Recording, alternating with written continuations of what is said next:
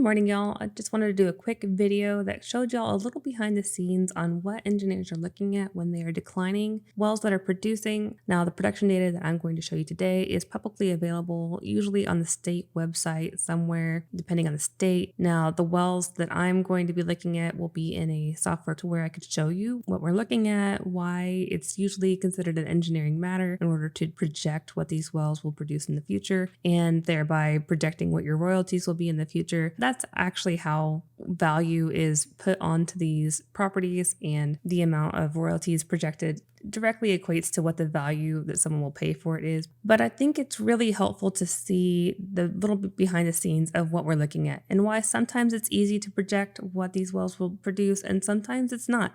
Sometimes you need more information behind what is happening and really just engineering knowledge of what these wells are doing and what can affect the production values. What I'm showing you here is a rate versus time.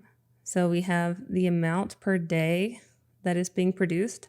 Even though these are monthly data points, it's divided by the number of days in that month to estimate the barrels per day or MCF per day.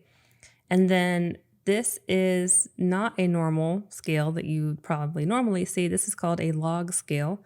So everything jumps up really quickly in terms of, so we go from 1 to 10 to 100 to 1,000. And that is because these wells drop off so quickly when they come online that it's usually easier to see it all in one place if it's on a log scale.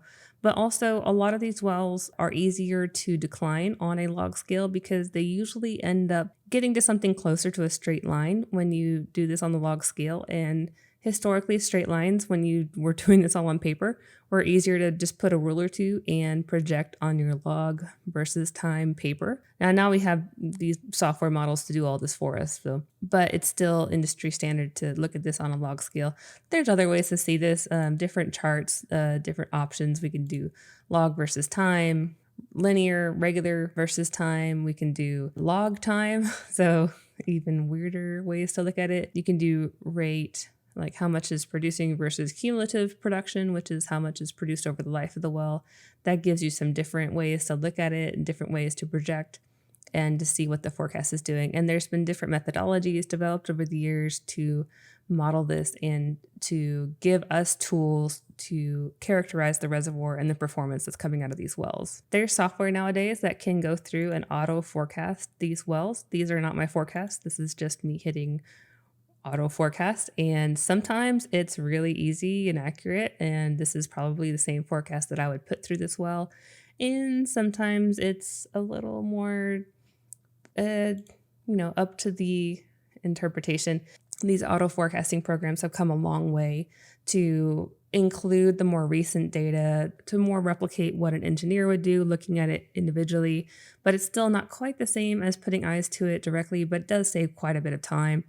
Again, sometimes these wells are really easy to put a line through, and sometimes they're not. And I'll show you some examples of wells that are not quite as easy to put a line through and what you would do in that case. Now, let's say that we're looking at a single well, and we'll go back to one of those nice, pretty ones.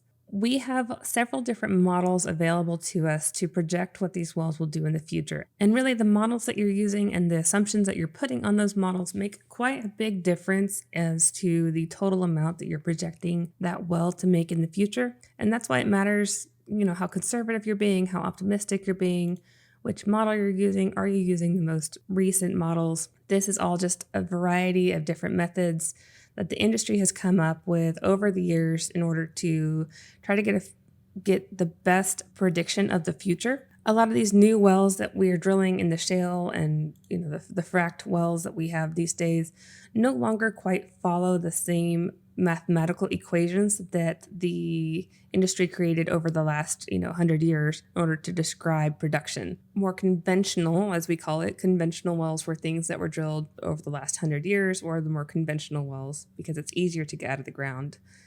Those typically follow more classic equations of petroleum engineering, while these newer wells follow different curves. So while conventional wells would just see a straight line decline usually on a log versus time plot, these newer wells that are fracked into these shale, very tight reservoirs come on strong and then quickly fall off and then start doing something that's not quite a straight line on these log versus time plots.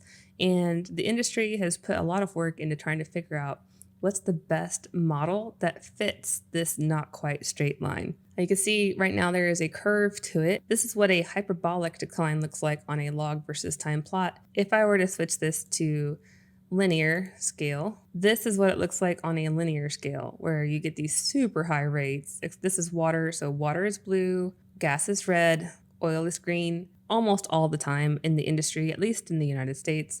And so you get these really high rates up front, and then it quickly drops off, and then you get this thing that is almost hard to see because it's so minute in the changes down towards the bottom. And so that's why we put it on that log plot, so we get these big numbers all bunched at the top and then more detail towards the smaller numbers. That's one of the reasons. Again, you can draw a straight line through an exponential decline. That's the technical reason, but it really helps to see what's going on all over the entire life of the well. But when you get these types of high initial production and then a drop off, that is because of actual dynamics, like fluid dynamics, happening in the wellbore and in the reservoir.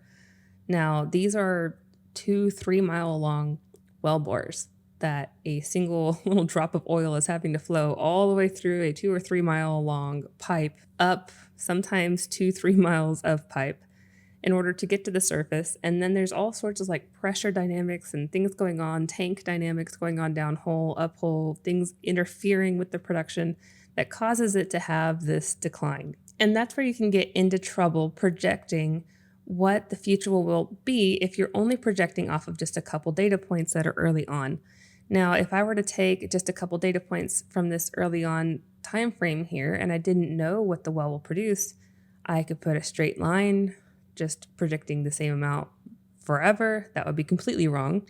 I could predict that, oh, I have 2 data points, let me draw a line through it, all the way down to where, oh, we only have 3 or 4 months of production left. That would also be wrong, because as you can see, this well has produced for years after it was initially came online.